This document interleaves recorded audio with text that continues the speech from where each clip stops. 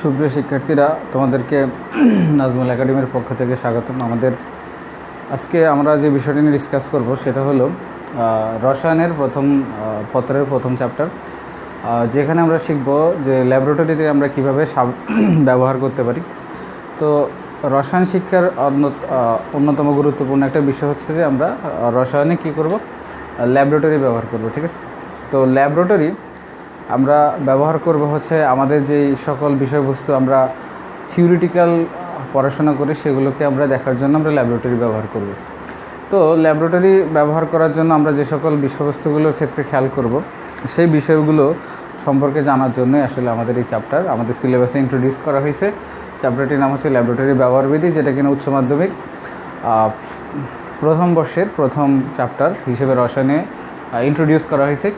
তো এই চ্যাপ্টারটাতে আসলে আমরা যে বিষয়গুলো সম্পর্কে জানবো সেগুলোর মধ্যে অত্যন্ত গুরুত্বপূর্ণ যে বিষয়গুলো সেটা হলো আমরা ল্যাবরেটরির বিভিন্ন বস্তু বা বিভিন্ন ম্যাটেরিয়ালসগুলোকে আমরা চিনব। এর পাশাপাশি আমরা ল্যাবরেটরিকে কিভাবে সঠিকভাবে ব্যবহার করতে পারি সেটা সম্পর্কে জানবো। ল্যাবরেটরিতে শিক্ষার্থীর কী ধরনের করণীয় সেটা জানবো, এবং হচ্ছে কিছু অঙ্ক আছে সেগুলো জানবো। বিশেষ করে আমরা কীভাবে একটা বিভিন্ন ঘনমাত্রার দ্রবণ তৈরি করতে পারি, যেমন মোলার দ্রবণ হতে পারে, মোলাল দ্রবণ হতে পারে, নর্মাল দ্রবণ হতে পারে, ফর্মাল দ্রবণ হতে পারে। তারপরে টাইট্রেশন মানে হচ্ছে রাসায়নিক বিশ্লেষণ সম্পর্কে আমরা এখানে জানবো। টাইট্রেশন তার মধ্যে একটা গুরুত্বপূর্ণ আয়তনিক বিশ্লেষণ। টাইট্রেশন হচ্ছে রাসায়নিক বিশ্লেষণের একটি বিষয়। এরপরে আমরা বিভিন্ন ধরনের রাসায়নিক দ্রব্য যেগুলো পরিবেশের উপর কীভাবে ক্ষতি করে, মানব স্বাস্থ্যের উপর কীভাবে ক্ষতি করে, এই ধরনের রাসায়নিক বস্তু সম্পর্কে জানবো। এবং কিছু রাসায়নিক বস্তুর হাত থেকে আমাদেরকে রক্ষা করার জন্য কী কী ধরনের ব্যবস্থা গ্রহণ করতে হবে, তাদেরকে কীভাবে সংরক্ষণ করতে হবে, এই বিষয়গুলো সম্পর্কে আমরা এই অধ্যায়ে জানবো। এর পাশাপাশি এই অধ্যায়ের শেষের দিকে আমরা কিছু সেফটি মেজারমেন্টস, অর্থাৎ সেখানে অগ্নি নির্বাপন ব্যবস্থা থেকে শুরু করে আমাদের ফার্স্ট এইড যে ধরনের কিট এবং হচ্ছে আমরা বিভিন্ন দুর্ঘটনার হাত থেকে কীভাবে নিজেদেরকে রক্ষা করব সেগুলো সম্পর্কে ধারণা দেওয়া হয়েছে। তো আমাদের আজকের লেকচারের প্রথম টপিক হচ্ছে আমরা ল্যাবরেটরিতে কী ধরনের পোশাক পরিচ্ছদ ব্যবহার করব সেই সম্পর্কে ধারণা নেব। তো ল্যাবরেটরিতে যেহেতু আমরা ল্যাবরেটরিতে বিভিন্ন রাসায়নিক বস্তু নিয়ে কাজ করব, তাহলে আমাদের সেক্ষেত্রে ল্যাবরেটরির পোশাক পরিচ্ছদ একটি গুরুত্বপূর্ণ বিষয়। সেজন্য আমাদেরকে অবশ্যই ল্যাবরেটরির পোশাক পরিচ্ছদ সঠিকভাবে পরিধান করতে হবে, বিকজ ল্যাবরেটরির পোশাক পরিচ্ছদ একটা ল্যাবের ম্যানার্সের মধ্যে পড়ে। It is one of the good lab manners, as well as এটা হচ্ছে সেফটি ইস্যু। আমরা এটা সেফটির কথা বিবেচনা করে আসলে আমাদের ল্যাবের যে সকল পোশাক আছে সেগুলো পরিধান করতে হবে। সাধারণ কিছু পোশাক পরিচ্ছদ যেগুলো আমরা রসায়নাগারে ব্যবহার করব সেগুলো সম্পর্কে ধারণা দেওয়া হয়েছে। এছাড়া যেগুলো আমাদের উন্নত বা হাইটেক ল্যাবরেটরি সেগুলোতে হয়তো আমরা এর থেকে উন্নত মানের বিভিন্ন পোশাক পরিচ্ছদ ব্যবহার করব। তো আমাদের সাধারণ রসায়নাগারে আমরা যে সকল পোশাক পরিচ্ছদ পরিধান করব সে সকল পোশাক পরিচ্ছদ সম্পর্কে আমাদের আজকের লেকচার। তো আমরা প্রথমে জানবো যে আসলে ল্যাবরেটরিতে কোন কোন ধরনের বা কী কী পোশাক আমাদেরকে পরিধান করতে হয়। তো প্রথমে দেখতে পাচ্ছ অ্যাপ্রন। তো অ্যাপ্রন আমাদেরকে পরিধান করতে হয়। অ্যাপ্রন হচ্ছে সাধারণত আমরা এটাকে বলে থাকি ল্যাব কোট।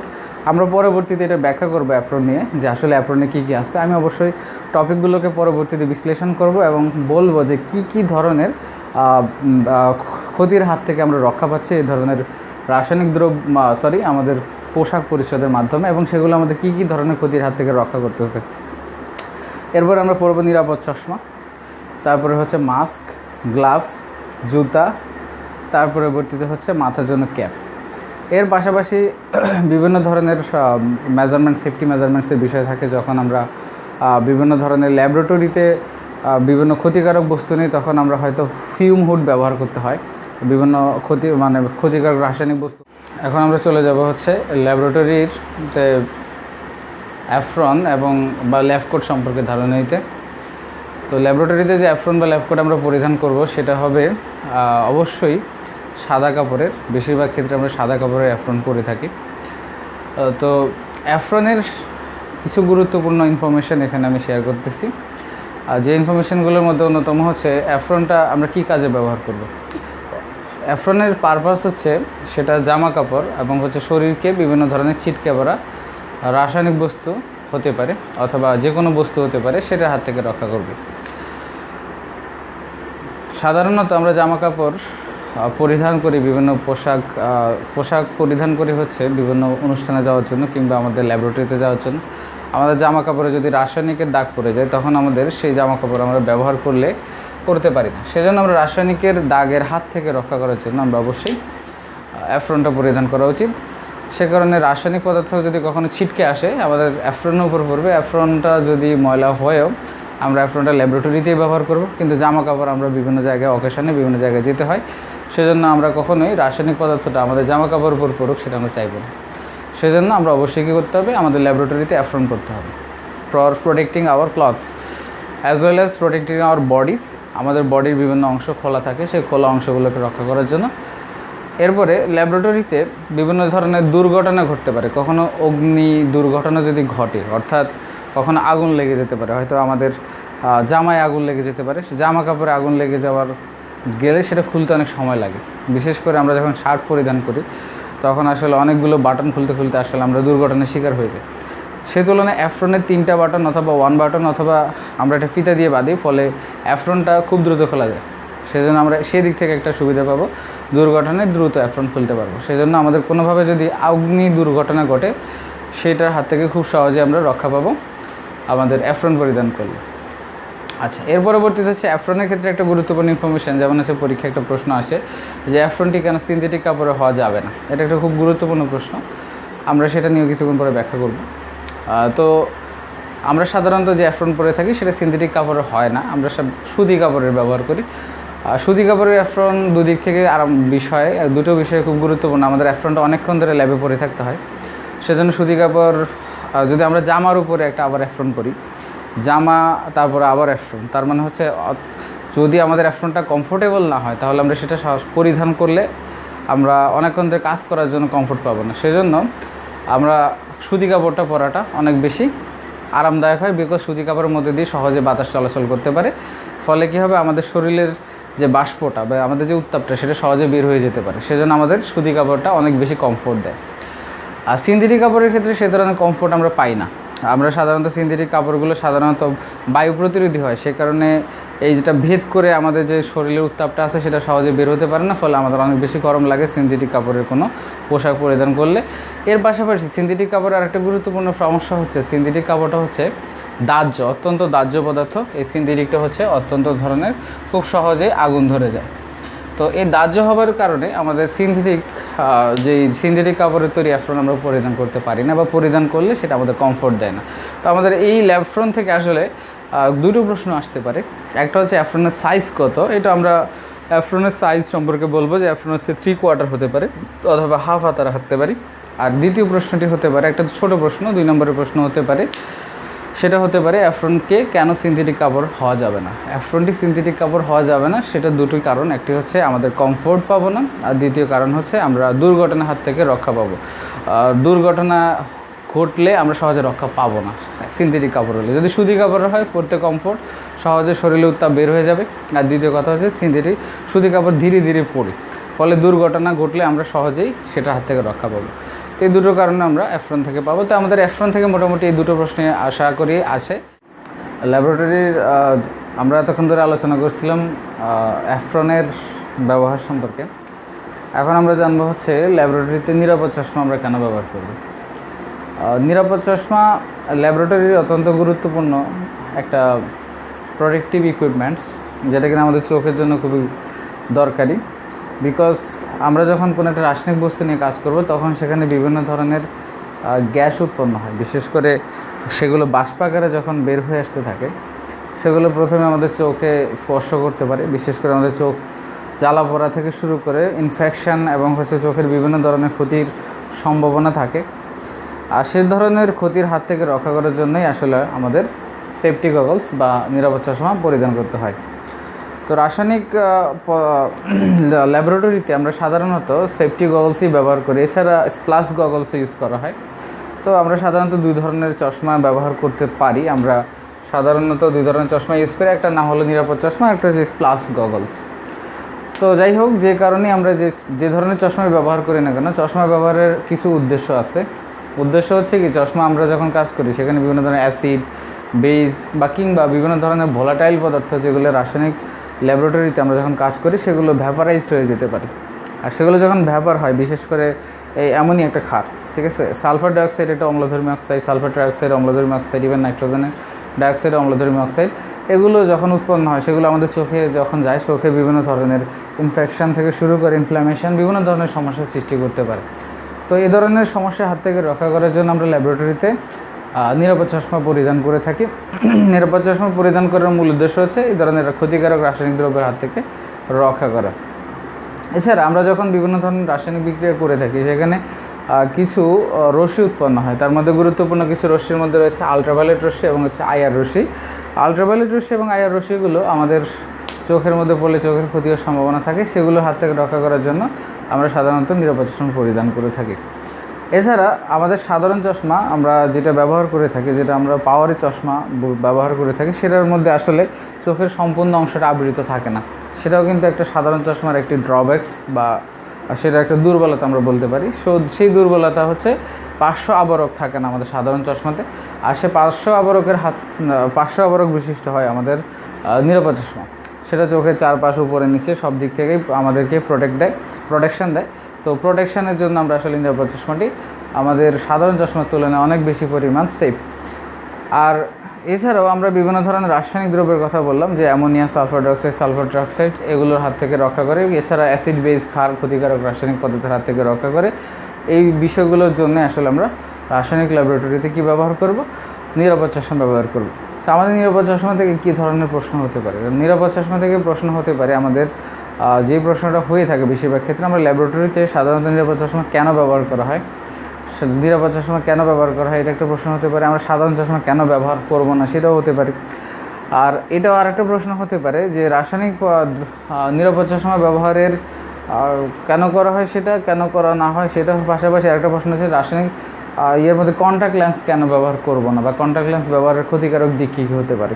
তো এখানে আমরা আসলে এই ধরনের প্রশ্নগুলি ফেস করব, যে প্রধানত বলা হবে যে নিরাপদ চশমা কেন ব্যবহার করব, তারপরে হচ্ছে সাধারণ চশমা কেন ব্যবহার করব না। রাসায়নিক ল্যাবরেটরিতে আমরা বিভিন্ন ধরনের গ্লাভস ব্যবহার করে থাকি।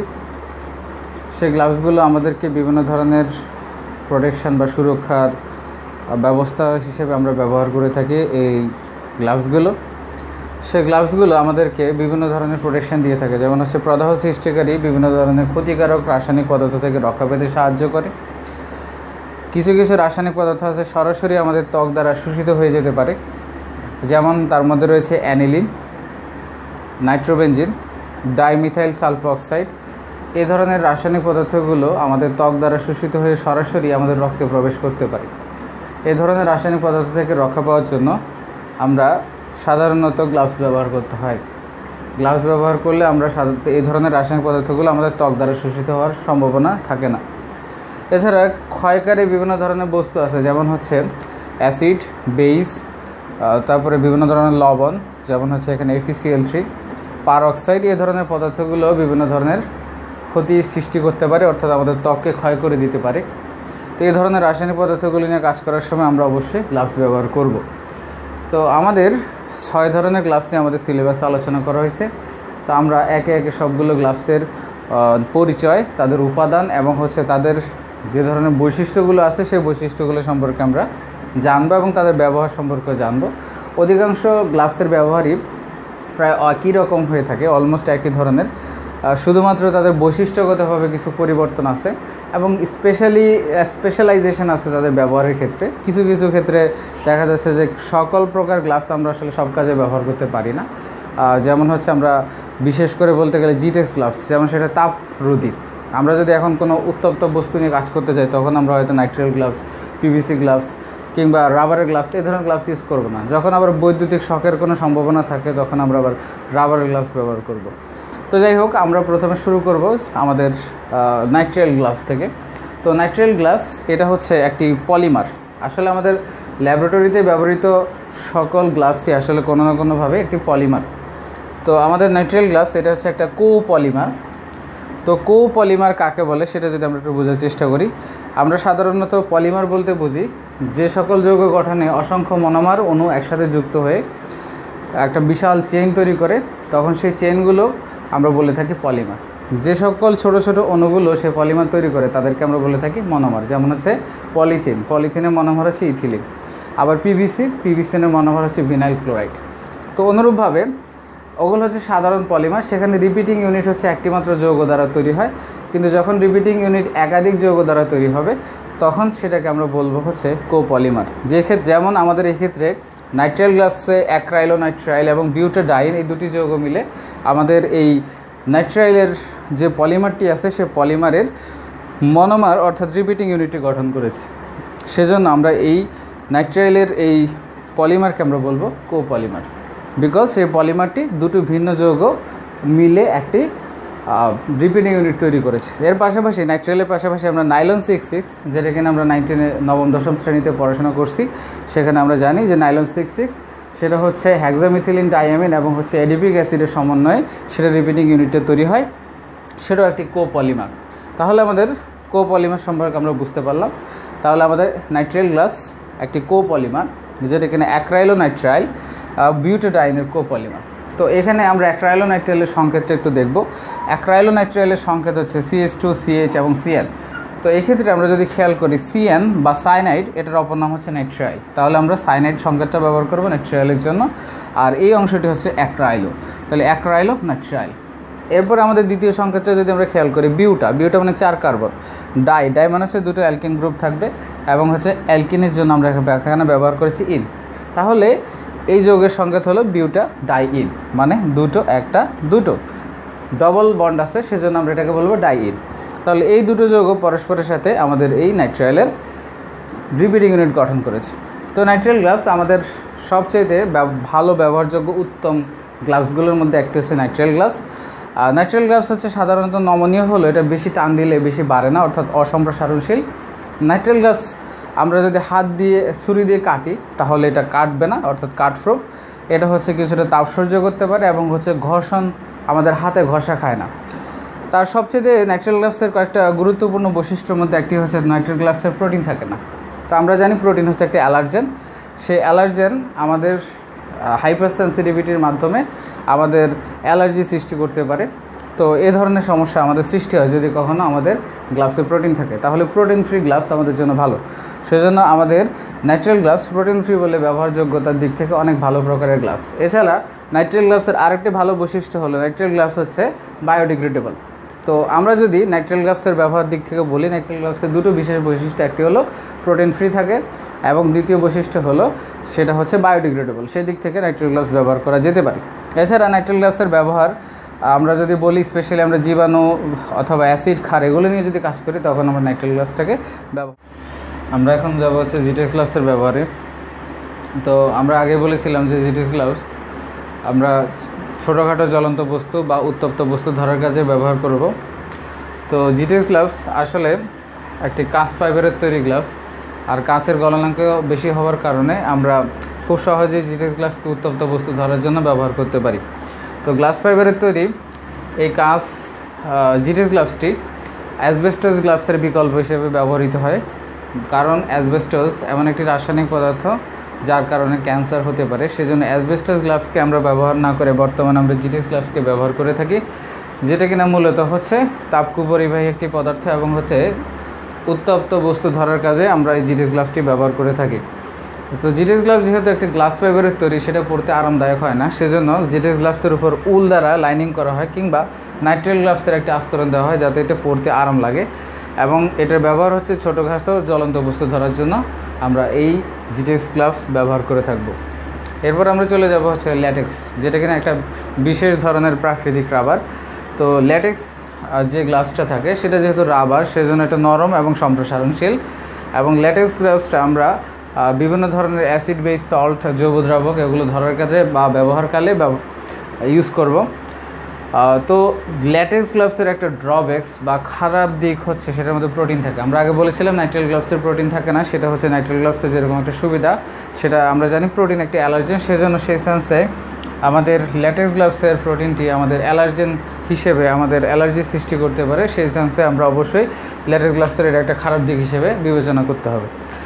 পিভিসি গ্লাভস, যেটা কিনা আমাদের খুব পরিচিত একটি পলিমার পিভিসি, ভিনাইল ক্লোরাইডের পলিমার, সেই ভিনাইল ক্লোরাইড থেকে পলিমারাইজ করে তৈরি করা হয়। আমরা জানি পিভিসি একটু হার্ড শেপ পলিমার, সেজন্য সেটা সাধারণত অসম্প্রসারণশীল হয় এবং সেটা নমনীয় হয় যদিও, কিন্তু অসম্প্রসারণশীল, অর্থাৎ খুব বেশি পরিমাণ সম্প্রসারিত বা দৈর্ঘ্য বৃদ্ধি পায় না। এটা আমরা জীবাণু প্রতিরোধী, শক প্রতিরোধী, এছাড়া অ্যাসিড বেস যৌগ দ্রাবক প্রতিরোধী হয়ে থাকে। তারপর আমরা চলে যাব নিউপ্রিন গ্লাভস। নিউপ্রিন গ্লাভস একটা পলিমার, সেটি হচ্ছে ক্লোরোপ্রিনের পলিমার। তো নিউপ্রিনকে বলা হয় পলিক্লোরোপ্রিন। এখানে আমরা 4টি কার্বন এবং 1টি ক্লোরিন পাবো, এখানে 2টি কার্বন এবং 1টি ক্লোরিন পাবো, সেটা হচ্ছে ভিনাইল ক্লোরাইড, এটা হচ্ছে ক্লোরোপ্রিনের কাছে। তো পলিক্লোরোপ্রিন এই যৌগের পলিমার হচ্ছে নিউপ্রিন। সো নিউপ্রিনটা আমরা ক্ষয়কারী তেল অথবা জৈব দ্রাবক ব্যবহারকালে ব্যবহার করব। আর বৈদ্যুতিক শক এবং মৃদু ক্ষয়কারী বস্তু ব্যবহার করার সময় আমরা ব্যবহার করব হচ্ছে প্রাকৃতিক রাবার গ্লাভস, এবং যেটা কিনা পলি আইসোপ্রিন এই পদার্থের তৈরি। তো আমাদের এই হলো আমাদের 6 প্রকার গ্লাভসের ব্যবহার। আমাদের 6 প্রকার গ্লাভসের মধ্যে রয়েছে ন্যাচারাল গ্লাভস, জিটেক্স gloves, latex gloves, PVC gloves, neoprene gloves এবং প্রাকৃতিক রাবার গ্লাভস। তো আমাদের ল্যাবরেটরিতে ব্যবহৃত পোশাক সামগ্রীর মধ্যে সবচেয়ে বেশি প্রশ্ন যে এই টপিক থেকে এসে থাকে সেটা হচ্ছে গ্লাভস এবং গ্লাভসের প্রকারভেদ থেকে। তো গ্লাভস এবং গ্লাভসের প্রকারভেদ থেকে যে প্রশ্নগুলো আমাদের বেশিরভাগ সময় এসে থাকে যে কোন গ্লাভসটি সবসময় ব্যবহৃত করা যাবে বা সবচেয়ে ব্যবহারযোগ্য গ্লাভস কোনটি, সেটা হচ্ছে আমাদের natural gloves. Because natural gloves হচ্ছে প্রোটিনবিহীন এবং হচ্ছে ন্যাচারাল গ্লাভস হচ্ছে এমন একটি পলিমার যেটা কিনা বায়োডিগ্রেডেবল। আচ্ছা, দ্বিতীয় বিষয় হলো যে ছোটোখাটো জ্বলন্ত বস্তু ধরতে আমরা কোন গ্লাভস ব্যবহার করে থাকি। আমরা ছোটোখাটো জ্বলন্ত বস্তু দেওয়ার জন্য আমরা জিটেক্স গ্লাভস ব্যবহার করে থাকি। এছাড়া আমরা যদি বৈদ্যুতিক শক প্রতিরোধের কথা বলে থাকি তখন কোন গ্লাভস ব্যবহার করে থাকি, আমরা ব্যবহার করে থাকি হচ্ছে ন্যাচারাল রাবার গ্লাভস ব্যবহার করে থাকি। এই পদার্থগুলোর মধ্যে আমাদের প্রোটিনে 2টো প্রশ্ন আছে। প্রোটিন কোন গ্লাভসে পাওয়া যায় না, সেটা হচ্ছে ন্যাচারাল গ্লাভসে পাওয়া যায় না। কোন গ্লাভসে পাওয়া যায়, সেটা হচ্ছে ল্যাটেক্স গ্লাভসে পাওয়া যায়। এবং প্রোটিন যেহেতু একটি অ্যালার্জেন, সেটা আমরা অ্যালার্জি সৃষ্টিকারী পদার্থ। আমাদের প্রশ্নটা যদি অ্যালার্জি সৃষ্টিকারী গ্লাভস কোনটি, আমরা বলবো ল্যাটেক্স। আর অ্যালার্জি সৃষ্টি করে না, সেটার জন্য আমরা বলবো হচ্ছে আমাদের ন্যাচারাল গ্লাভস।